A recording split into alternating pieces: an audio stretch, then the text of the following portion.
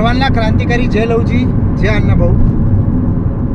आता जो मी विषय मांडतोय तो खऱ्या अर्थाने काही लोकांना पटेल नाही पटेल मला माहिती नाही, पण तो विषय मला पटतोय आणि अनेकांना पटेल जे खऱ्या अर्थाने वैचारिक विषयावरती काम करतात, समाजामध्ये तळागाळामध्ये जे काम करतात त्या लोकांना नक्कीच हा विषय पटेल.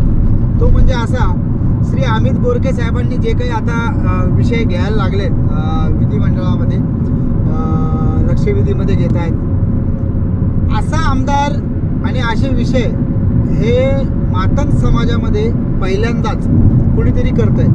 आजपर्यंत मातंग समाजामध्ये अनेक मंत्री झाले, आमदार झाले, आमदार आहेत, पण हे जे विषय आहेत की जे विषय पहिल्यांदा बोललात तरी चालेल, रिपीट नाही, आणि त्या विषयासाठी अनेकांनी कधी आंदोलनं केले आहेत आणि म्हणून कुठला तरी विषय घेत आहेत, अशातला भाग नाही आहे.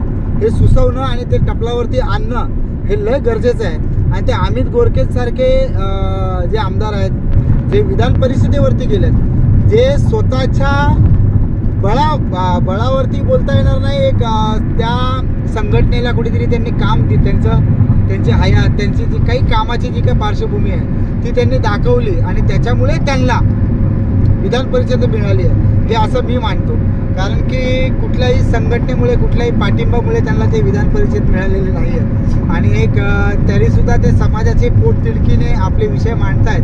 म्हणून माझी अशी समाजातल्या प्रत्येक तरुणांना विनंती आहे की त्यांनी ज्या ज्या गोष्टी ज्या मांडल्या आहेत त्या एकदा तुम्ही तपासून बघा. आणि तपासण्याचं कारण असं आहे की आपण फक्त इंस्टाग्रामवरती आणि फेसबुकवरती आणि व्हॉट्सअपवरती आपण वेगवेगळ्या विषयावरती फक्त चर्चा करतोय, पण ह्या विषयावरती आपण खऱ्या अर्थाने चर्चा करणं गरजेचं आहे.